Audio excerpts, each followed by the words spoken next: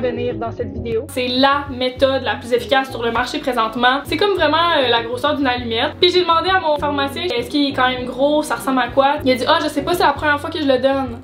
Il y a bien des informations que moi je ne savais pas, que j'aurais aimé savoir avant. Look at this! On dirait que j'ai eu une opération. On dirait une libellule. Oh my god, est-ce que vous voyez la libellule? J'étais dans la douche, je frottais ici, puis je passais à 2 doigts de passer tellement que ça m'écœurait l'idée d'avoir quelque chose dans le bras. Je conduisais mon char puis je chantais que j'avais quelque chose. Oh my god!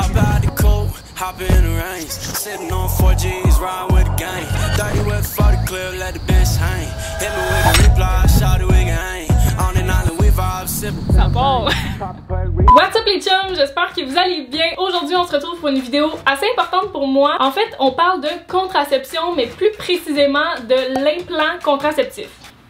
C'est quoi ça? Si vous venez du Québec, Canada, probablement que vous avez pas trop idée de ce que c'est. Peut-être que vous en avez entendu parler vite comme ça, mais que vous avez aucun détail puis vous savez zéro comment ça marche. Eh bien, aujourd'hui, on va démystifier le tout. Si vous êtes nouveau ici, je vous invite à vous abonner. C'est gratos. On a du contenu à chaque semaine. Ça y va par là. Ok, il y a de ça quelques semaines, j'ai fait une story sur Instagram pour demander aux femmes qui me suivent s'il y a quelqu'un qui a l'implant contraceptif dans le bras Nexplanon. Et j'ai eu 3 réponses de femmes qui en avait un pour je sais pas combien de réponses de femmes qui étaient comme dès que c'est ça, partage-nous les réponses, on veut savoir nous aussi. Ça intrigue beaucoup les gens, mais ici au Canada, au Québec, on n'a pas beaucoup d'informations là-dessus parce que c'est relativement nouveau. Ça, je vais vous en parler plus tard dans la vidéo. Cette vidéo-là, c'est vraiment pour les personnes qui ont une curiosité par rapport à cette méthode de contraception-là, pour les femmes qui désirent s'en faire poser un ou pour les femmes qui viennent de s'en faire poser un, qui se demandent si ce qu'ils vivent présentement, les petites douleurs qu'ils ressentent, si c'est normal. Je réponds à tout ça dans cette vidéo-là. Je tiens juste à dire aussi, quand je vais parler des femmes, je parle des personnes ayant un vagin pouvant utiliser une méthode de contraception féminine. Si vous vous identifiez pas en tant que femme et que vous pouvez utiliser toute méthode de contraception féminine, c'est pour vous aussi cette vidéo-là. Je tiens juste à alléger le discours en disant femme. Voilà. Petite rectification, je ne suis pas professionnelle, vous le savez. J'étudie pas là-dedans, je suis une simple youtubeuse et photographe. Mais c'est important pour moi de faire cette vidéo-là quand même parce que j'avais pas l'information que j'aurais dû avoir. Puis c'est ça. Fait que si vous avez des questions là, plus profondes, allez sur le site directement de Nexplanon ou appelez votre médecin de famille. Donc, c'est ça. J'ai fait une story puis c'est là que j'ai réalisé, autant moi je connaissais pas cette méthode-là depuis très longtemps, qu'on n'a pas d'infos là-dessus. Autant les médecins, les pharmaciens, les personnes travaillant dans le domaine de la santé n'ont pas d'informations sur ça. Et pourtant, moi je l'ai présentement dans mon bras. Cette vidéo-là va être divisée en catégories. Donc au début, on va commencer, je vais vous faire une petite introduction de pourquoi j'ai fait le choix d'aller avec Nexplanon. En gros, quelles sont les méthodes de contraception auxquelles j'ai eu recours dans ma vie jusqu'à maintenant. Ensuite, je vais vous donner vraiment plusieurs infos sur qu'est-ce qu'est le Nexplanon, les statistiques, les informations à savoir si c'est fait pour vous ou non. Ensuite, on va aller à la date de mon rendez-vous, comment ça s'est passé, l'installation de l'implant, parce que c'est pas tous les jours qu'on se fait mettre un genre de petite allumette dans le bras, je vous confirme, hein? Et le après, les jours qui suivent, comment que je m'en remettais de cette affaire-là, puis aussi niveau changement des affaires dans mon corps.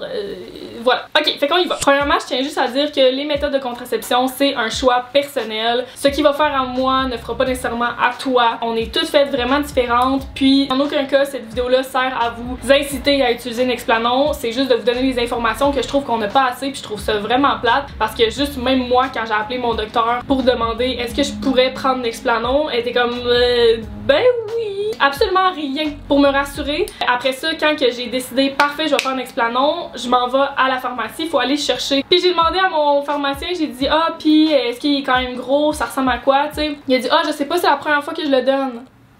Mais c'est le pharmacien qui travaille dans sa pharmacie. La pharmacie est à son nom à Montréal. Il y a plein de monde. C'est la première fois qu'il le donne. Je suis comme...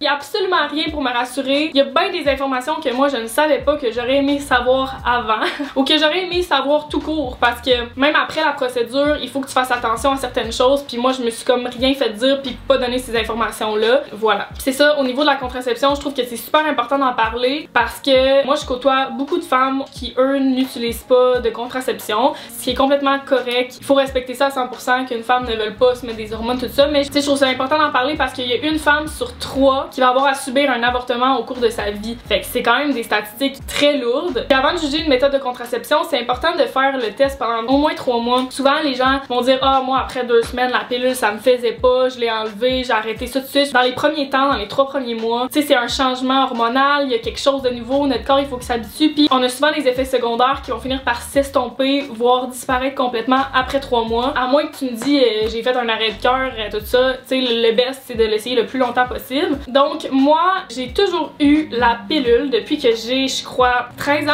peut-être 14 ans, peut-être que j'y vais trop jeune. J'ai commencé à prendre la pilule pour avoir un cycle de menstruation plus normal. Donc, ça fait 9 ans que j'utilise la pilule contraceptive. C'est fou quand on pense à ça. Je comprends tellement les femmes qui décident de pas avoir de recours à une contraception parce que c'est des hormones, ça change notre humeur, ça change notre caractère. Moi, ça fait 9 ans que je me connais avec la pilule contraceptive. C'est peut-être même pas moi, la personne que je vois. Ça vient stabiliser, c'est vrai, tes règles, mais ça vient stabiliser aussi un peu ton humeur. Tu sais, les méthodes de contraception aussi, souvent ça vient avec des effets secondaires. Des fois, il y en a qui prennent du poids, de l'acné, des maux de tête, tout ça. Mais moi, si tu me demandes, j'ai le choix entre ça ou tomber enceinte puis d'avoir le stress toute ma vie. Après certaines relations sexuelles, est-ce que je suis tombée enceinte? Oh my god, la pilule du lendemain. On a omis le port du condom. Je vais aller prendre la pilule du lendemain. Je vais faire un test de grossesse. Moi, pour moi, mon choix personnel, c'est important pour moi de me protéger. Puis c'est fou parce que je dis ça, là, puis il y a 1 an, j'ai arrêté d'être sur les assurances à mes parents parce que je suis plus aux études. Puis à partir de 21 ans, bon, t'as plus accès aux assurances privées. Là, j'avais comme une phase dans ma tête que je me disais, ça suffit la contraception. Je veux retrouver mon moi profond, arrêter de me mettre des hormones, tout ça, sans même savoir trop ce que ça faisait les hormones sur moi. Je me disais, ça doit pas être bon, je vais être le plus naturel possible. Aussi, c'est cher, fait que ça me coûte environ 20-25$ par mois la pilule. Puis je me disais, c'est trop cher, je veux arrêter ça. Puis j'ai repensé au fait qu'à 17 ans, il y a une médium qui m'a approchée. Elle m'a dit plein d'affaires sur mon avenir, dont tu vas avoir des enfants très tôt. Là, elle me disait, fait que si tu veux pas en avoir très tôt, garde cette information-là en tête, puis fais en sorte de ne pas en avoir, tu sais, protège-toi adéquatement, tout ça. Parce qu'elle me dit, je vois vraiment une naissance tôt dans ta vie. Tôt, c'est relatif, est-ce que c'est 21 ans, 25 ans, je sais pas. Mais j'ai juste repensé à ça, puis j'ai fait, oh non, Micheline me dit ça. Je me dis, j'aime bien mieux payer 25$ par mois que de tomber enceinte. Mon choix de changer de la pilule à Nexplanon, c'est pas à cause que la pilule, moi, ça me donnait des maux de tête ou quoi que ce soit. Ça allait super bien, ça fait 9 ans que je suis là-dessus. Tout allait bien. Moi, c'est vraiment au niveau de l'efficacité et de l'argent. Premièrement, ma pilule, je la prenais vraiment pas à même heure. Je la prenais avant de me coucher. Fait que si je me couchais à 2h du matin, 9h30 le soir, 10h, je la prenais vraiment pas à même heure. Puis ça, c'est un médicament qui doit absolument se prendre à la même heure pour être efficace à son plein potentiel. Donc, je crois que la pilule a une efficacité de 99%. Moi, je sais qu'à place d'avoir, admettons que c'est 99%, je tombais peut-être à du 70% d'efficacité parce que je la prenais pas à la même heure, ce qui est vraiment pas bon. Puis si t'en oublies une journée, t'en reprends le lendemain, tu sais, c'est comme moi, le fardeau de prendre une pilule à chaque jour, de l'amener partout, si je peux m'éviter ça, fine. Ensuite, niveau monétaire, comme je vous ai dit, la pilule, ça me coûtait 20 à 25$ par mois. Ce qui veut dire, on va faire un petit calcul, ok les amis, en 5 ans, on va y aller à 22, ok, 20-25$, 22$. Mettons qu'on dit 5 ans parce que Nexplanon, ça peut être utilisé pendant 5 ans. Pour 5 ans de pilule, ça me coûtait 1320$. C'est cher, c'est de l'argent. C'est beaucoup d'argent pour ne pas tomber enceinte. Et pour le Nexplanon, les amis, roulement de tambour, ça m'a coûté 70$ plus ma franchise de la RAMQ, donc 80$. Parce que c'est couvert par la RAMQ, donc on y revient plus tard. Fait que c'est ça, j'avais aucune contre-indication, fait que moi c'était super facile de faire le choix, let's go, switch à Nexplanon, je me mets de quoi dans le bras pendant 5 ans et je l'oublie. Ok, maintenant je vais vous expliquer plus en détail ce qu'est Nexplanon. Toutes les informations que vous avez à savoir afin de déterminer si vous aimeriez avoir ça, mettons. Donc premièrement, Nexplanon, c'est une méthode de contraception avec hormones. Et l'hormone en question, c'est de l'étonogestrel. 68 mg.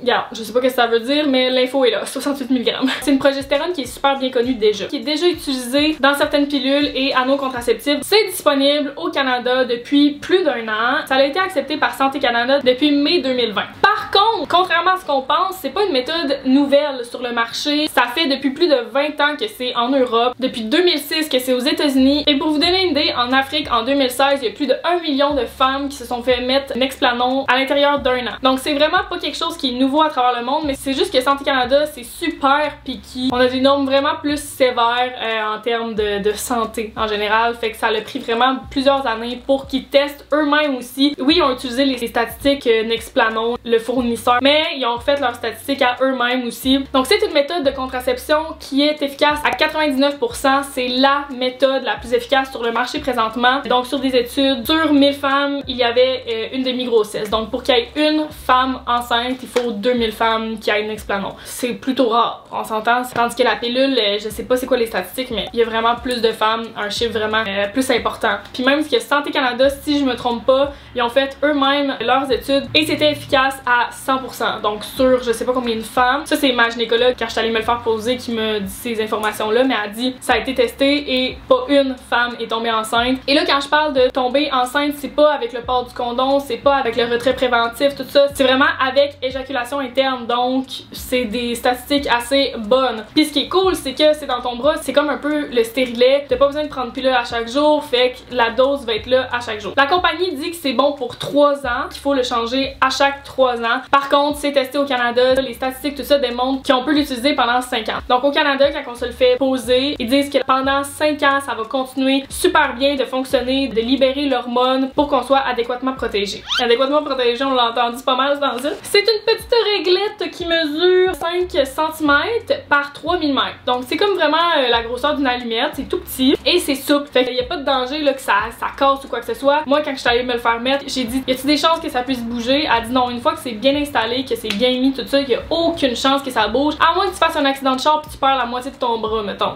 Comme qui est arraché, tu comprends? Fait qu'elle m'a donné vraiment l'exemple pour me dire genre même si quelqu'un te tape le bras, tu peux faire ce que tu veux pis y a pas de chance que ça bouge en dedans de ton bras. Ce qui est le fun, c'est que t'as peut-être une chance de ne plus être dans ta semaine avec ça. C'est comme le stérilet, c'est pas toutes les femmes qui ne sont plus dans leur semaine, mais il y a une femme sur 4 qui va arrêter d'avoir ses règles complètement pendant ces 3-5 années-là. Je tiens juste à vous dire, ne pas être dans sa semaine, c'est pas grave, faut enlever ce mythe-là, c'est pas vrai que ça s'accumule en dedans, qu'il y a quelque chose qu'il faut qu'il sorte un moment donné puis que c'est pas humain. C'est absolument pas grave, ça va en aucun cas atteindre ta santé ou ta fertilité, ça, y a pas de problème. Puis même que moi, ma pilule, quand je la prenais en continu. Chloup, chloup, chloup. Je la prenais tout le temps, mais moi aussi j'avais cette mentalité là, je me disais là après 3 mois je devrais tomber dans ma semaine, là ça va m'aider, tu sais, on va laisser sortir le méchant, mais c'est pas de même ça marche. Mais ce qui est cool avec la pilule, c'est que j'avais complètement le contrôle là-dessus. Moi ce que j'aimais c'est que admettons que je voyais un petit boy, ben je me mettais pas dans ma semaine. Puis je peux vous confirmer qu'il y a pas un été des dernières années que j'étais dans ma semaine. Moi je prenais la pilule en continu l'été parce que je voulais toujours être prête à être en maillot, tout ça. C'est vraiment cool pour ça. Tandis que Nexplanon, si toi ben ça affecte pas ton flux menstruel ou que ça tu restes encore à avoir des menstruations, tu vas pas nécessairement savoir c'est quand pis t'as pas le contrôle là-dessus. Fait que moi c'est la seule affaire qui est comme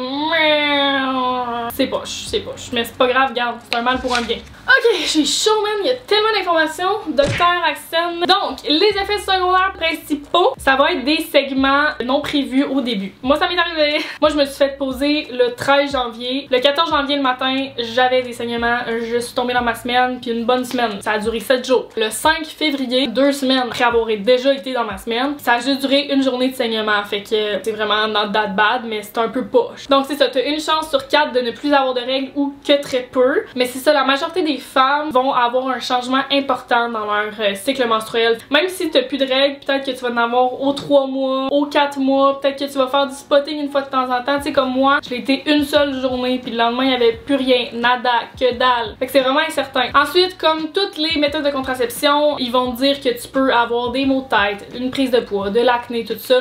Ça dépend vraiment de chaque personne. Pour vrai, c'est quand même assez rare. Moi, il y a plusieurs filles qui sont venues m'écrire sur Instagram. Je leur demandais pourquoi tu as décidé de changer pour Nexplanon, puis ils m'ont dit, moi avec la pilule, j'avais des grosses migraines. Quand j'ai commencé à utiliser Nexplanon, plus de migraines, rien. Ça m'a vraiment aidé pour ça. Il y a aussi une fille qui me dit qu'elle avait des menstruations hyper douloureuses tout le temps. Elle a changé pour Nexplanon, ça l'a enlevé ça. Mais c'est sûr qu'ils vont tout le temps te dire qu'il y a possibilité d'avoir des effets secondaires vraiment plates. Ce qui est le fun avec cette méthode-là, c'est que ça peut être utilisé sur pratiquement toutes les femmes. Sur la majorité des femmes, je dois dire, là, il y a quelques contre-indications. Donc si t'es enceinte, tu l'utilises pas. Si t'as eu un cancer du sein ou si t'as eu des cancers, quoi que ce soit, c'est vraiment, à moins que t'aies aussi des problèmes de foie, même si t'as des problèmes de coagulation, circulation de sang, tu peux l'utiliser. En général, il n'y a pas beaucoup de contre-indications pour utiliser Nexplanon. Aussi au niveau du retrait, tu peux l'enlever vraiment à l'intérieur de tes 5 ans. Si ça te tente de l'enlever dans 3 mois à cause que tu veux tomber enceinte, finalement, tu l'enlèves, puis le retour à la fertilité se fait assez rapidement. Donc 1 mois après avoir retirer l'implant, tu peux tomber enceinte. C'est pas non plus la même hormone qui est utilisée dans les stérilets, fait que si toi t'as eu une bad luck avec les stérilets puis que tu switches pour Nexplanon, il y a des chances que ça aille mieux là. Fait que c'est pas mal ça pour les informations sur le Nexplanon. Ok,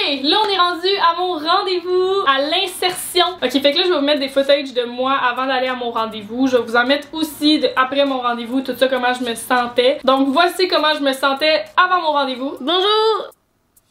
Ok, je m'en vais à la clinique bientôt. J'étais un petit peu stressée. Les filles qui m'ont écrit pour me dire qu'il y avait le Nexplanon m'ont dit que le pire dans l'installation, c'est surtout la piqûre avant, à cause que c'est une putain de longue aiguille. Fait que c'est comme le pire. Il y a une des filles qui me dit prends du Tylenol avant, ça va te faire vraiment du bien. Je l'ai pas fait là, regarde, je me dis c'est pas du Tylenol qui va faire que je vais pas sentir le style de longue aiguille dans mon bras là. Moi où ce que je vais, c'est à ma clinique de médecin de famille. Fait que je vous dirais pas c'est où, parce que je pense que si vous avez même pas de médecin de famille, vous avez pas accès à ce service-là. Par contre, vous pouvez vous informer auprès de votre médecin de famille. Je sais qu'il y a des cliniques aussi qui sont spécialisées pour ça. Je sais pas s'il faut que tu payes. C'est pas mal ça. Voici comment je me suis sentie après mon rendez-vous. Je suis rendue avec un cure-dent dans le bras, man! Oh my god! What the fuck? J'ai un gros bandage, je vais vous le montrer. On dirait que j'ose pas bouger mon bras. Le pire, c'était vraiment la piqûre. Puis c'était vraiment moins pire. Genre, je me parlais puis j'étais comme ça va bien aller. Puis comme de fait, ça l'a bien été. Je stressais tellement pour rien. Ok, là on est le soir même.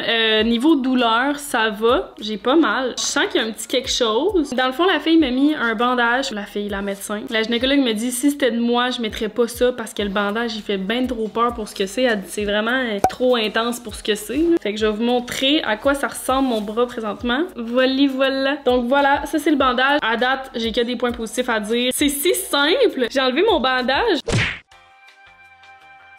Ew! Look at this! On dirait que j'ai eu une opération. On dirait une libellule. Oh my god, est-ce que vous voyez la libellule? Inquiétez-vous pas, la ligne c'est du Sharpie. Ça va quand même. Je me sens comme si je venais d'avoir un vaccin dans le fond un petit peu. Ok, donc, quand t'arrives là-bas, ça prend 2 secondes. C'est tellement rapide. Moi, ce que j'aime de ça, là, c'est pratiquement indolore, je vais vous expliquer. Comparativement au stérilet, que moi j'ai entendu des histoires d'horreur, que ça, c'est la plus grosse douleur. Des fois, il y en a qu'il faut qu'ils prennent congé toute leur journée complète, même de quelques jours après, à cause qu'ils ont trop des grosses douleurs. Je préfère tellement mieux mettre de quoi dans le bras que ça me fasse même pas mal. C'est fait, that's it, that's all. On n'en parle plus. À jouer avec ton bras, là, littéralement 2 minutes. Là, ça fait fling fling, c'est fait, c'est vraiment rapide. Puis le jour même, là, tu peux continuer tes activités normales. Là. Mais pas toutes tes activités, hein, ça je vais vous le dire. Donc en gros, t'arrives là-bas, ce qu'elle va te faire, c'est qu'elle va te geler. C'est l'étape la plus douloureuse, qui est vraiment pas si pire que ça non plus. La partie du bras, donc c'est une anesthésie locale avec une petite seringue. Moi j'ai pas regardé. Quand elle m'a dit alors là je vais venir geler la zone, j'ai fait ok bye. J'étais juste de même puis je regardais pas. Ça me tentait pas de mal filer, vous comprenez? Ensuite, une fois que t'es gelé, on procède à l'insertion. L'insertion qui prend environ 10 secondes. Ça va tellement vite, je vous jure. La seule affaire que t'entends, c'est clic clic. Comme un bruit de brocheuse. Un peu dégueulasse, mais quand tu sens rien, ça fait rien là, c'est vraiment chill. Elle te l'installe dans une petite machine là, comme une petite brocheuse là à peu près. Moi ce qu'elle m'a mis, c'est des points de rapprochement. Et c'est ce qu'ils devraient vous mettre. J'ai parlé avec des infirmières, puis c'est vraiment important là, tu sais, dans le fond ça te fait une mini lésion qui est vraiment pas intense puis qui va normalement très bien se refermer. Elle me disait d'enlever après 3 à 5 jours. Par contre, normalement, des points de rapprochement, en général, quand une infirmière va te faire des points de rapprochement à l'hôpital, ils vont dire de garder pour 7 jours. Fait que 3 jours, moi je trouve que c'était quand même assez tôt, puis quand je les ai enlevés après 3 jours, mais j'ai envoyé une photo à une infirmière puis elle m'a dit ta plaie est encore ouverte, remets-en pour encore 3 jours. Comment tu sais si ta plaie est encore ouverte? Ta plaie, hey, ça a l'air tellement intense là, mais c'est vraiment pas intense. C'est un tout petit trou là, toute petite affaire de rien du tout, gros comme un petit grain de beauté. Si ta plaie est ouverte, c'est quand elle est rouge, quand c'est rouge sang là, tu sais ça coule pas, y a pas de sang qui coule, mais ça veut dire que ta plaie est ouverte. J'ai entendu des filles qui mettent juste un petit plaster, je suis comme ok,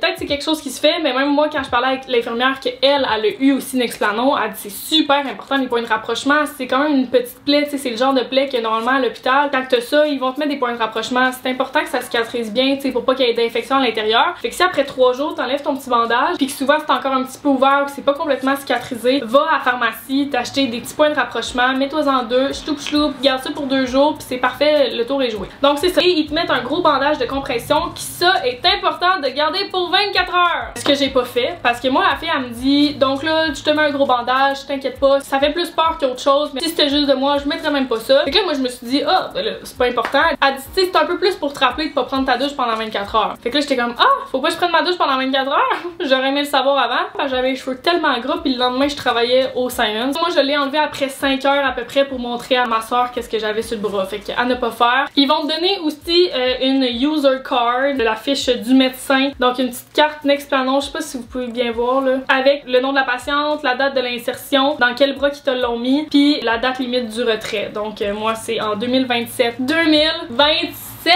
la gang! 2027! Je capote! Ce qui est important, ce que je n'ai pas su, c'est que les 2-3 jours d'après, peut-être 5 jours, là, c'est important de ne pas peser de lourdes charges avec tes bras. Moi, le lendemain, je faisais Québec-Montréal, j'avais amené tellement de bagages, j'avais 50 000 bagages, je forçais. Aussi, il y avait eu une tempête, fait que je déneigeais mon char, j'ai pelleté dehors. J'ai vraiment pas fait attention à mon bras. Puis je pense que c'est une des raisons pourquoi que après mes 3 jours, ben la cicatrisation n'était pas faite, parce que j'arrêtais pas de tellement utiliser mon bras. Fait que ça, ce que ça fait, c'est que ça fait des micro-lésions, puis ça fait que ta cicatrise vraiment moins bien. On rentre dans la catégorie effet secondaire. Les jours d'après, une fois de temps en temps, quand je bougeais mon bras, ça pinçait un peu, puis ça m'écœurait au plus haut point. Si vous êtes rendu jusqu'ici dans la vidéo, puis vous vous dites, mon Dieu, ça ne l'écœure pas d'avoir quelque chose dans le bras. Oui, ça m'écœure. Mais ça a pas duré longtemps parce que en ce moment, là, je fais ce que je veux, je le sens pas. Tu le sens plus. Tu le sens si tu y touches, mais tu le sens pas sinon. C'est fou. Si en ce moment t'écoutes cette vidéo-là, que ça fait 2 jours que t'as Nexplanon, tu dis, ah, c'est pas le fun, ça m'écœure, j'ai le goût de vomir. C'est normal. Moi, si ça me faisait ça, j'étais dans la douche, je bougeais un peu, je frottais ici, puis j'étais comme, je passais à 2 doigts de passage tellement que ça m'écœurait d'avoir l'idée d'avoir quelque chose dans le bras. Moi, ça a duré environ 5 jours, 1 semaine, qu'une fois de temps en temps, quand je bougeais, ça pinçait puis que ça m'écœurait. Mais après ça, te la pète, tu sens plus rien, tout est beau. J'aurais aimé ça savoir, c'est normal que ça pince après. Et moi, je pensais vraiment qu'il y avait quelque chose de mal installé. J'étais comme, non, there's something wrong, là. Je conduisais mon char puis je sentais que j'avais quelque chose. Oh my god, ça m'écœurait tellement les amis, là. Les amis. Est-ce que j'ai déjà appelé les amis?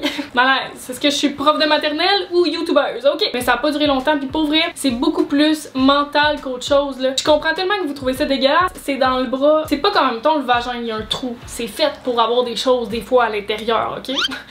Ouais. Versus ton bras, il y a où le trou? Il y en a pas de trou, t'es pas censé mettre quelque chose à l'intérieur. Ah, c'est bizarre. Pendant environ 1 semaine, 2 semaines, vous allez avoir un bleu le long de votre petite allumette. C'est normal, c'est un bleu, ça vient comme peut-être déchirer quelques petits tissus ou quoi que ce soit, c'est normal. Puis le noir, là, c'est pas une incision sur le long, là, c'est vraiment juste un Sharpie pour dire c'est où qu'elle allait l'insérer. Ça fait plus peur qu'autre chose. Si tu fais un vaccin, c'est sûr qu'il va y avoir un petit peu de sang sur ton petit plaster après, ok? C'est rien d'intense. Présentement, je remarque pas une prise de poids en particulier, je remarque pas d'acné. Présentement, cœur sensible encore, s'abstenir. Je vais vous montrer juste une photo. C'est vraiment pas intense, mais je dis ça quand même par principe. Quand j'ai enlevé point de rapprochement, à quoi ça devrait ressembler quand vous les enlevez. Une belle petite plaie.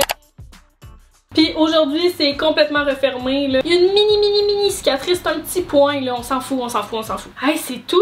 Je pense que j'ai fait le tour. Juste vous dire que les informations que j'ai dites dans cette vidéo-là, ils viennent soit de la gynécologue qui me l'a installé, le site de Nexplanon directement, ou la gynécologue qui a passé sur le podcast Sexe Oral. Il parlait de contraception et voilà. Donc, sans me vanter, j'ai des bonnes sources. Vous pouvez vous fier à ce qu'il y a dans cette vidéo-là. Par contre, tout ce qui est par rapport à mes opinions personnelles, mon expérience à moi, ben ça, c'est fondé sur moi et seulement moi. Fait que voilà, vous me direz si cette vidéo-là vous a aidé. J'ai passé à travers toutes sortes d'émotions dans ce processus-là, qui est au final complètement bidon. Il y a plus de peur que de mal, il y a plus de stress qu'autre chose. Ça fait seulement 1 mois que je l'ai, mais à date, ça va super bien. Je suis vraiment contente puis je regrette pas mon choix. Vous me direz en commentaire si vous êtes à l'aise de le dire, si vous avez Nexplanon, si vous avez déjà pensé l'avoir, si vous avez eu aussi des mauvaises expériences avec Nexplanon. N'hésitez pas de partager cette vidéo-là avec vos amis pour qu'on fasse circuler cette nouvelle méthode de contraception-là. Les femmes le savent pas, puis c'est important quand tu décides de choisir une méthode de contraception que tu saches tous les choix qui s'offrent à toi. Fait que that's it. Sur ce,